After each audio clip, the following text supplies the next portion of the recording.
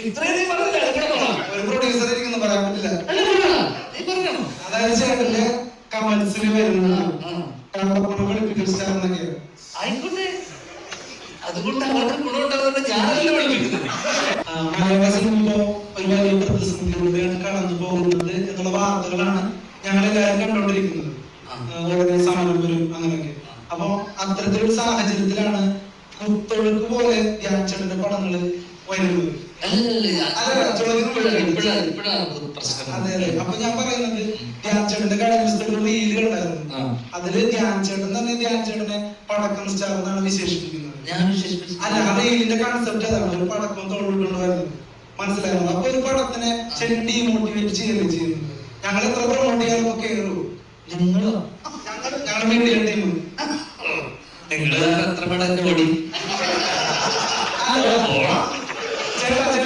ചേട്ടാ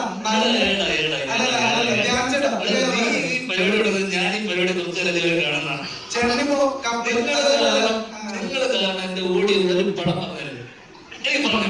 എന്റെ കൊള്ളാത്ത ഒരു പടം നിങ്ങൾ നല്ലൊരു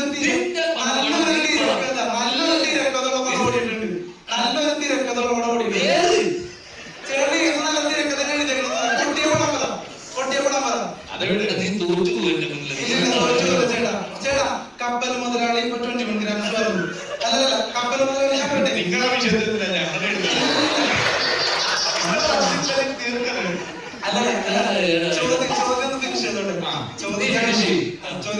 അതായത് കപ്പൽ മുതലാണ് താരതമ്യേനെ നല്ല പടമാണ്. താരതമ്യേന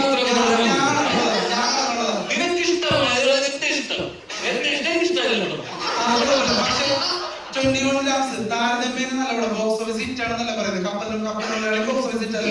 പക്ഷെ ഞാൻ പറഞ്ഞു വരുന്നത് അത് ഭയങ്കരമായിട്ട് കളിയല്ല.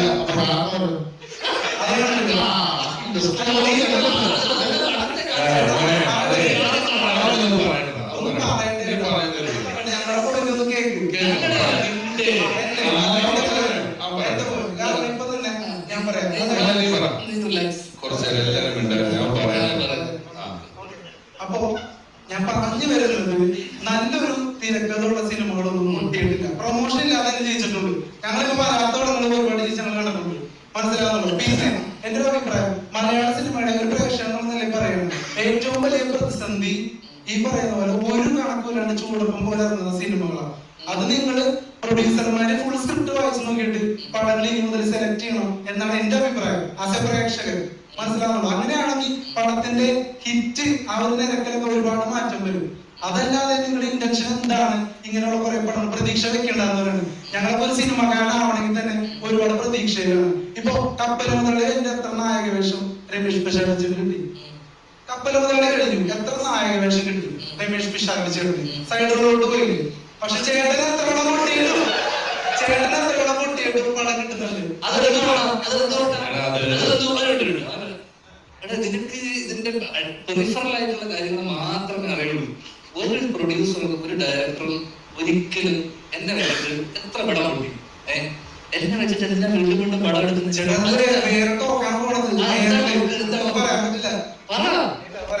ഇത്രയും പറഞ്ഞില്ല. ഒരു പ്രൊഡ്യൂസർ ഇരിക്കുന്നു പറയാൻ പറ്റില്ല. അതായത് ചേട്ടന്റെ കമന്റ്സിൽ വരുന്ന കണ്ടപ്പണം വിളിപ്പിക്കും സ്റ്റാർ എന്നൊക്കെ ആയിക്കോട്ടെ. അതുകൊണ്ട് അവർക്ക് ഗുണമുണ്ടാകുന്ന ഞാനല്ല വിളിപ്പിക്കുന്നത്. എനിക്ക് അക്കൗണ്ടിലാണ് ഇതൊന്നും കാണും. അതുകൊണ്ട് എനിക്കെന്താണ് ഗുണം? ആ രീതിയിൽ അവർക്ക് ഗുണമുണ്ടാകുന്നുണ്ടോ? അപ്പൊ എന്റെ പടം ഏതോ നഷ്ടമായിട്ടില്ലേ? എല്ലാരും വിളിപ്പിച്ചില്ലേ?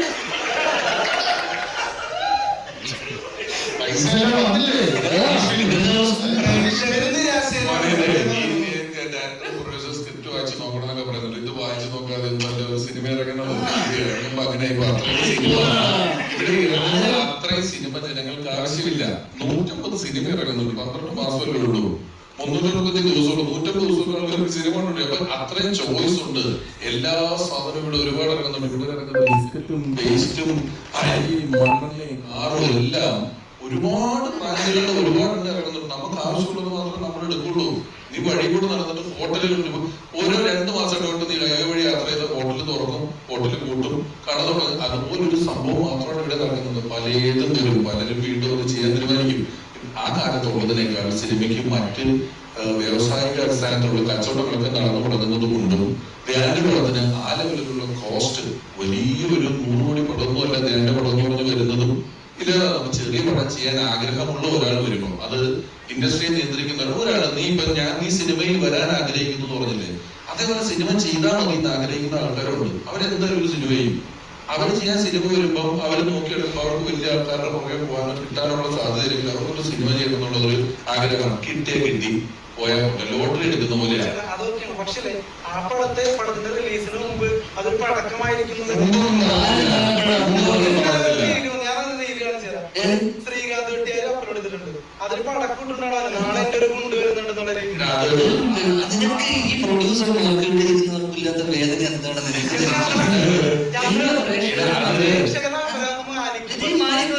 എനിക്കിഷ്ടമുള്ള പുല്ല ഞാൻ ജീവിക്കുക, എനിക്കിഷ്ടമുള്ള കാര്യം ഞാൻ ചെയ്യുന്നേ. സാമൂഹ്യ പ്രതിബദ്ധത മനസ്സിലായി.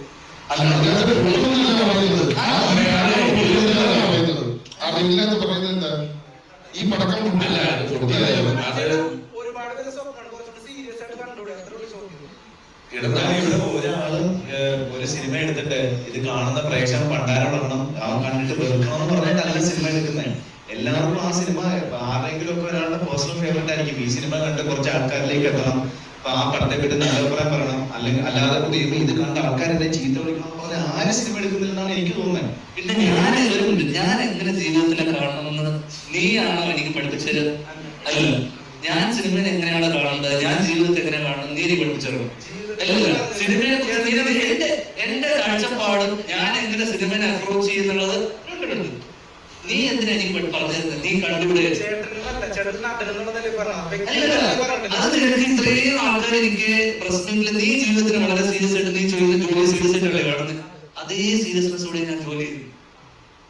ഇവിടെ ഏറ്റവും അച്ചടക്കത്തോടുകൂടി ജോലി നീ പറഞ്ഞ കേട്ടോ, നീ പറഞ്ഞ കേട്ടോ,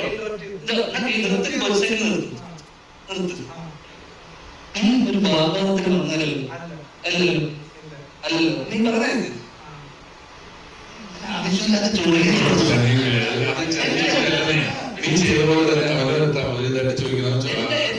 ഞാൻ സീരിയസ് ആകണോ, ഞാൻ എന്താകണമെന്നുള്ളത് നീ എനിക്ക് പറഞ്ഞു തരണ്ടല്ലോ മോനെ. ഒരു സെക്കൻഡ്, അതായത് സീരിയസ് ആയിട്ടൊക്കെ എടുക്കുന്നുണ്ട്, സിനിമ പൊളിയുന്നു. ഈ പൊളിഞ്ഞു എന്നുള്ള കാര്യം മനസ്സിലാക്കുന്നുണ്ട്.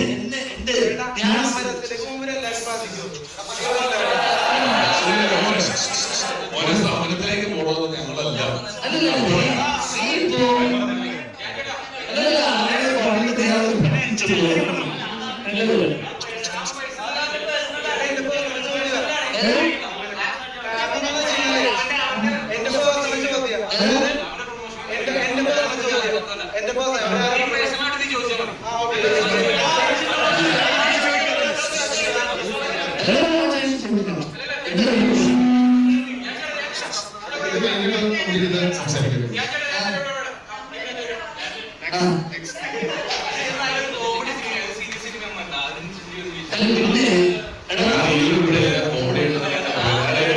ഇതൊരിക്കലും നമ്മളത് ഈ പറയുന്ന ഇത്രയും ആൾക്കാർ നീ ആലോചിച്ചു. ഞാൻ സീരിയസ് ആയിട്ട് അത് വളരെ പേഴ്സണൽ ആണ് നീ ചോദിച്ച കാര്യം.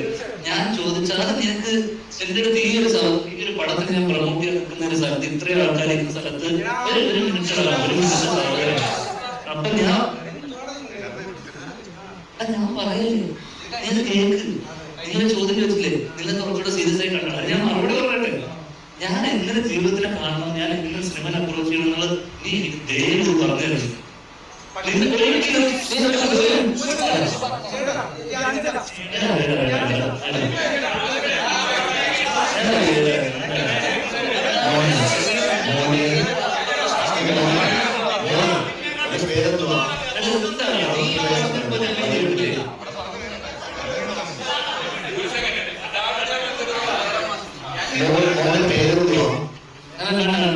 ഏത് ചാനലാണ്?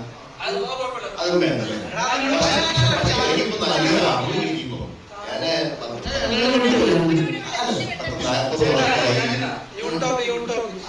അത് അഡ്വർടൈസ്മെന്റ് ആയാലും ഞാൻ ചോദിക്കാൻ പറഞ്ഞ ചോദ്യം മോൻ പറഞ്ഞു കള്ളപ്പണം വെളുപ്പിക്കാനാണ് സിനിമ എടുക്കുന്നത്.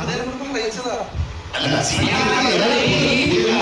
താഴെ കമന്റിൽ വെച്ചിട്ട് നീ പറയാ കള്ളപ്പണം പഠിപ്പിക്കുന്ന കാര്യം നിനക്ക് എന്ത് അടിസ്ഥാനം ഉണ്ടായാലും പറയാൻ പ്രൂഫുണ്ട്, എന്ത് പ്രൂഫുണ്ട് നീ പറയാൻ? ഈ താഴെ യൂട്യൂബിൽ കമന്റ് ആൾക്കാരെ പറഞ്ഞിട്ടല്ലേ നിനക്ക് എന്താ അറിയാമോ ഇതിനെ കുറിച്ച്, സിനിമയെ കുറിച്ച്? ആവശ്യമില്ല. നമ്മുടെ സ്ഥലത്ത് ഞാൻ ഇവരൊക്കെ എത്ര കാലമായി കാണുന്നതായിരുന്നു അൺപ്ലസന്റ് ആയിട്ടുള്ള ഒഫൻസീവ് ആയിട്ടുള്ള ചോദ്യങ്ങൾ ചോദിക്കുന്നത് നിർത്തുക.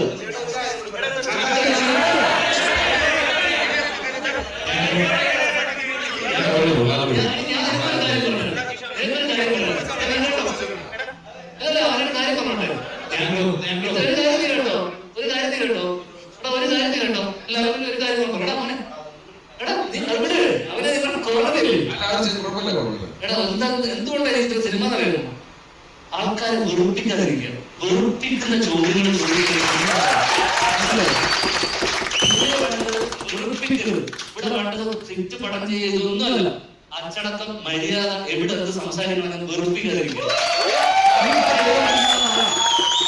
നീ ഇത്രയും ആൾക്കാരെ പറഞ്ഞിട്ട് നീ വെറുപ്പിച്ചു, എന്നെ വെറുപ്പിച്ചു, ഇത്രയും ആൾക്കാരെ നിനക്ക് ഒരു വില ഞങ്ങളെടുത്തിട്ടുണ്ടോ? ഒന്നുമില്ല. നീ ഇത്ര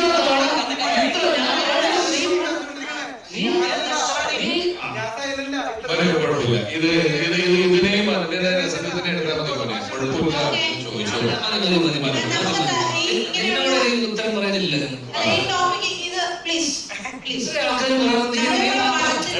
പ്രൊമോഷൻസിന്റെ കാര്യങ്ങൾക്ക് വേണ്ടി വന്നാണ്. ഞാൻ പറയുന്നത്